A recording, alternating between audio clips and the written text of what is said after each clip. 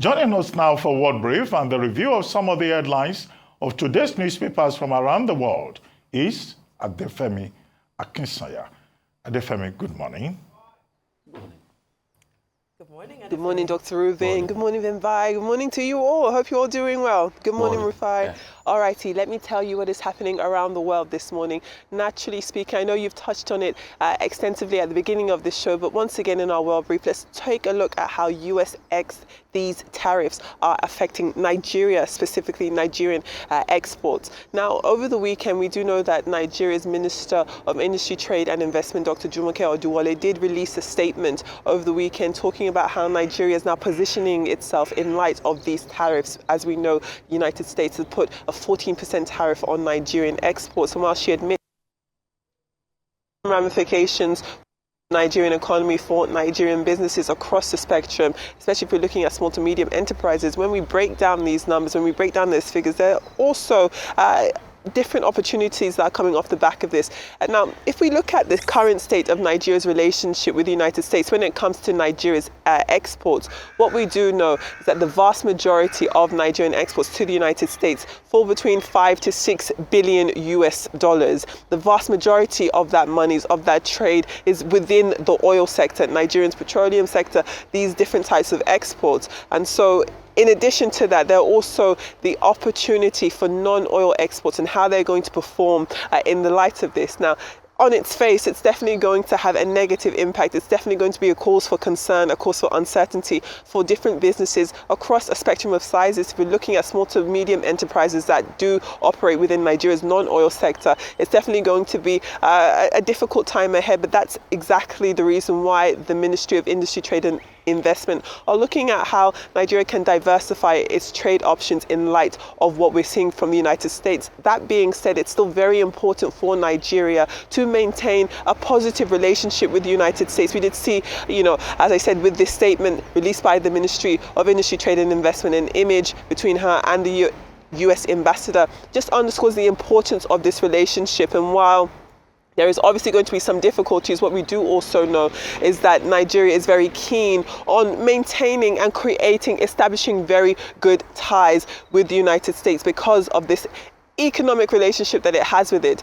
Aside from that, there are also going to be issues about how intra-African trade can benefit from this new state of affairs. If we're looking at the Africa Continental Free Trade Area, it is exactly a time like this where that underscores the importance of intra-African trade at this time. And when we're talking about diversifying trade positions, we do know that this is something that the United Kingdom are definitely looking at specifically. Now, here in the UK, we do know that British Prime Minister Keir Starmer will be delivering a speech in West Midlands today, and it is expected that he will be talking about tariffs and talking about how the United Kingdom is now going to reposition itself and its economy in light of this new state of affairs. Strictly speaking, when we're looking at tariffs coming from the United States, the United Kingdom did find itself in a relatively favorable position with just 10% import tariffs slapped on it, but it's still going to create some shocks and some uncertainty in the market. Now, if we're looking at the UK's manufacturing industry, especially when we're looking at the manufacturing of vehicles, especially electric vehicles, what we are likely to hear Keir Starmer discuss is the loosening of targets, the expansion of more time for people, for companies to be able to reposition itself in a better way. So if we're looking at targets, for example, no manufacturing to include fuel-based vehicles over a certain amount of time, we do know that while the United Kingdom is still going to be committed to that deadline, they are definitely going to be easing those timelines for different subsectors. So, for example, luxury car makers, they're going to be given a bit more time before they have to start creating only electric-based vehicles. So it's just another example of how different countries are making sure that they are repositioning their economies to weather this type of storm. Staying with the United Kingdom, we do know that when it comes to the side effects, it could be an issue of dumping of goods in the United Kingdom in markets that they don't actually want. So when it comes to steel, for example, we do know that when it comes to the United Kingdom and their relationship with the European Union, once imports receive a certain level when it comes to steel, they will trigger tariffs. So you can imagine that when he does speak later on today, he will give a bit more clarity on how it is the United Kingdom is going to weather this type of storm. We can also expect that they much like Nigeria, are going to be diversifying their trade partnerships, especially with countries like India, for example. India had quite a steep import tariff slapped on it by the United States, so it's very likely that they would be more open to a deal along this way. Now, staying in the United Kingdom, we do know that Kemi Badenoch, who is the leader of the Conservative Party, has rustled a few feathers because she gave her thoughts on Israel denying entry to two British MPs. Both of those British MPs were members of the Labour Party and were going into Israel to be able to get an on-the-ground account of what is happening as it pertains to this conflict taking place in Gaza, what the situation is from the Israel side of this border, but they were refused entry. And what Kemi Badenoch said is that she supported essentially Israel's decision to deny access into their country on these grounds. It is something that has triggered a lot of criticism. The Home Secretary, David Lammy, said that the position of Israel to deny access to these two Labour MPs, to these two MPs, was unacceptable and clearly was not in support of what Kemi Badenoch had to say. But with Kemi Badenoch, her position is that the United Kingdom denies entry over a multitude of reasons into its country, so other countries should be able to do the same. I wonder if she'd feel the same if she were in power and if her own MPs were facing that same type of reality. But that's what we're seeing from the leader of the Conservative Party today. And lastly, today, April 7th, marks 31 years since the beginning of the genocide in Rwanda. This is also, as has been the case for a few years now, the International Day of Reflection of this genocide. It triggers a lot of very uncomfortable memories when it comes to ethnic-based violence on the African continent. We do know that some 800,000 to 1 million Hutus were murdered over the course of this genocide over in 1994. So when we are looking at this time, though, unfortunately, we do find ourselves in this time and age still facing different types of conflicts, some which are ethnic based, some which are religious based, some which are over land or whatever type of situation. We haven't, unfortunately, moved away from violence as a whole. But when we're looking at specific ethnic-based violence, genocides alike, unfortunately, we are seeing accusations of such happening in the Middle East. And it is uncomfortable, to say the least, to know that even though 31 years have passed, the pain that has traveled through generations of Rwandan people, of African people in the south of the continent, across the world, still definitely feels the pain that has languished over these years. So those are your stories. I'd love to hear your thoughts before we move on to the newspapers this morning. Okay, I mean, we can go through all the numbers. The world market has fallen so much. Trump has ensured that we lost about 6 trillion in the American market alone. I mean, in the world market alone, and the American market about 2 trillion. The seven top stocks, they are called the super stocks, the likes of Nvidia's and the likes, lost over 1 trillion, in the space since all of this happened. So that's about 2 trillion lost out of the money he's trying to save. Because let's go back to the basics. The reason why all of this is happening in the first place, because he needs money to be able to give tax cuts to the rich, which will amount to about 1 to 2 trillion every year for the next 10 years. That's what he wants to do. So that's the pretext for all of this. And history has taught us how people fail economically. In fact, Ted Cruz was speaking on a podcast over the weekend, and he was saying that they might suffer for it in the midterms. He's not wrong, because when McKinley in the 1890s brought about the McKinley tariff, he suffered for it in the midterms. He lost his seat in the midterms. But going back to Nigeria, the truth is, it will open our economy up to a lot of dumping like it's going to do in the UK. And Vimba, you were making a point the other time that, okay, we could use our place as a transit point, but we've seen that this economy does not have the infrastructure for a lot of production. That's the challenge. So what it will do is that those countries will still produce. Nigeria still has a big market. They will reduce the prices and they'll dump here. That's what definitely is going to happen. And that's our fear. And that's why the Nifty 50 and other markets are already down. The Nifty 50 in India, down. Or the Asian markets generally, down around the world. Also, the other part of response from Nigeria, anything we're going to do now will be too late, because in the first place, we've not even activated our AFCTA as much as we should do. We've not used that as a base to be able to trade. And you see, it's not just any reason why they call America the biggest market. That's a 27 trillion GDP. The next country closer to it is less than 20 trillion GDP. The EU is about 17 trillion GDP. China, 19 trillion. America, 27 trillion. That's why it's the biggest market. And that's why this Trump is doing, as bolstered by phony economists like Ron, is going to set the world alight, and it has done that in no time. All right, I'm going to focus on Rwanda and Kwibuka 31, which is a remembrance of 31 years since the genocide.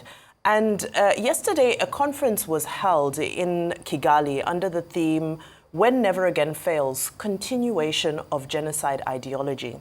And the conversation around that was how 30 years down, Rwanda still seems to, not just Rwanda, the region still seems to be seeped in genocide ideology, and it still seems to be driving sentiment. And I thought this was an important thing to highlight, because you look at it, and across the African continent, we're all battling similar challenges, not at the scale of genocide, but the ethnic baiting has reached a very unprecedented level and is hugely concerning. Rwanda is a nation that we used to look at as a point of example to say this is how bad it can get when we exist along hatred, with hatred along tribal lines and so forth. So it's really devastating to see that this world order that was created due to colonialism. I was just listening to an interview from President Kagame where he was saying that ultimately it was the Belgians who put the various tribes against each other, segregating and so forth within the region. This particular memorial of the genocide is also very critical for that region, because remember, Rwanda has been receiving a lot of opposition based off of their involvement in the war in Eastern Congo and the backing of the M23 and so forth. So this is a significant one today. And I hope that as we continue to memorialize this huge atrocity that was committed, we all can take a sober moment of reflection wherever we are on the African continent to know that our brother, our sister who does not belong to our tribe is not our enemy. They are our brother and our sister, no matter what. We need to extinguish the hate. Okay, very quickly, I would like to deal with the International Day of Reflection on the genocide in Rwanda, which was a day that was decided upon by a resolution of the United Nations in 2004, AL/72/6.31 resolution of the United Nations. And the whole idea then, Kofi Annan was Secretary General, was for the whole world to take a minute of silence to remember the about 1 million people that died in that genocide. Mostly, Tutsis, Hutus were also killed. People were cockroaches and, killed. Persons who tried to oppose the genocide also lost their lives. Today is the 31st anniversary. And I think it's important to underscore the statement for this year that has been issued by Antonio Guterres, who talked about the fact that, look, we need to learn lessons from that genocide, because we are at a crossroads in the world, at a time when there is still tension, there is still hate, falsehood in the world. And it could not be more correct. When you look at the situation in Sudan, when you look at the situation between Ukraine and Russia, when you look at the crisis, between Israel and Hamas in the Gaza Strip. So, has the world learned any lessons? But the instructive thing is that, look, in Kigali, they have a Kigali Genocide Memorial. I visited it once. I've been in Rwanda about 3 times. I couldn't visit that Genocide Memorial a second time, because you just need to go there and see how, that was a horrendous chapter in human history where people turned against each other. Now, since then, Rwanda has tried to go beyond it. In Rwanda now, you don't identify yourself on ethnic grounds, but the pain is still there. The memory is still there. And the worst thing that can happen is the pain of, a horrible memory. So the world needs to learn. And Antonio Guterres is telling the world today that, look, there is a global digital impact. The situation is worsened now by the fact that there is digital technology. And now it's very easy for people to spread hate, to spread falsehood. And he's also urging people, parties, countries, to sign up to the UN Convention on the Prevention of Genocide, which remains a major problem, despite the fact that there was even an international tribunal on genocide in Rwanda, but has the world learned any lessons? Now, to drive home the point, finally, it's about the role of the media in conflict situations. Since we're doing this on television, there's a book titled The Media and the Rwandan Genocide, edited by Alan Thompson, with an introduction by Kofi Annan. It says, look, the media can contribute to the distribution of hate and falsehood and genocide and hate. And that's why I think we also have a role as journalists to know, how to treat conflict situations. Then there's also a book by Philip Gurevich. I think that's titled, We Wish to Inform You That Tomorrow We'll Be Killed Along with Our Families. That's the title of the book by Philip Gurevich, because genocide was about a lot of uncertainty.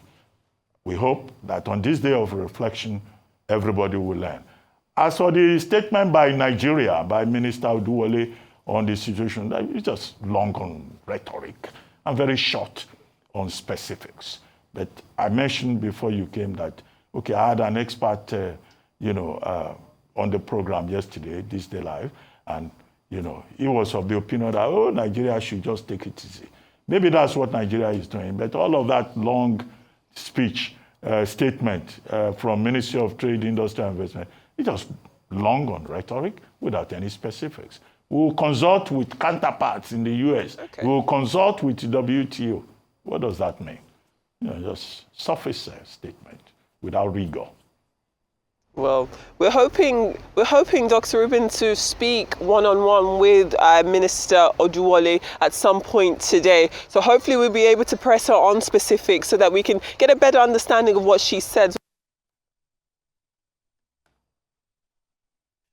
Papers this morning, and as ever we begin with the front page of This Day. Now this morning, This Day, just like our world brief, just as we've just concluded discussing, it has lead with Dr. Jumoke Oduwole, Nigeria's Minister of Industry, Trade and Investment, saying that Trump's 14% tariff on Nigerian exports will impact the $6 billion worth of Nigerian exports to the United States inevitably.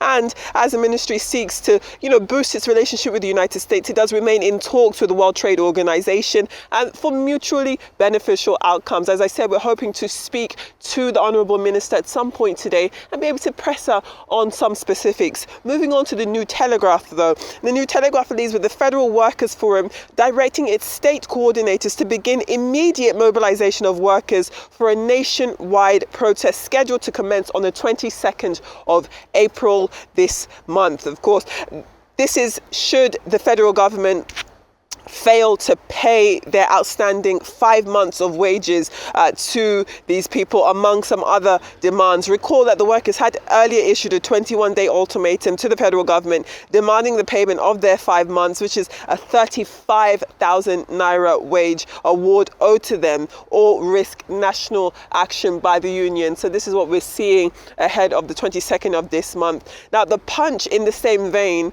leads with the national president of the Nigerian Union of Local Government Employees, Alhaji Haruna Kankara, saying that some 20 states are still yet to implement the 70,000 naira new minimum wage for local government workers and primary school teachers. Now, these states include Yobe, Gombe, Zamfara, Kaduna, Imo, Ebonyi, Cross River, the Federal Capital Territory, Borno, and 11 others. Moving on to The Guardian this morning, and The Guardian dedicates its headline this morning on River State specifically. In one fiscal year, 2 budgets have spiked government concerns. Moving on to the Daily Trust and the Vanguard, both of them have very similar takes on the same story. They also look at River State as there are calls for protests demanding the reversal of that declaration of a state of emergency in the state. And anxiety is also reportedly growing as police and protest organizations, they're struggling to reach an agreement on how best to handle any type of public demonstrations. And then finally this morning, the Daily Independent reports that a weaker naira is responsible for the success in Nigeria's travel and tourism industries. The paper paper also features a story on how more airlines are emerging in Nigeria despite a decline in passenger traffic. Essentially, 15 domestic carriers are battling for 11.5 million passengers. All we can hope is that the price for airfares does come down so more people would be more inclined to use them. Those are your papers from Nigeria this morning. All right, thank you so much, Adefemi. We will try and balance out our analysis so next time we can have more time to dive into the newspaper review. But thank you so much for your contribution as always.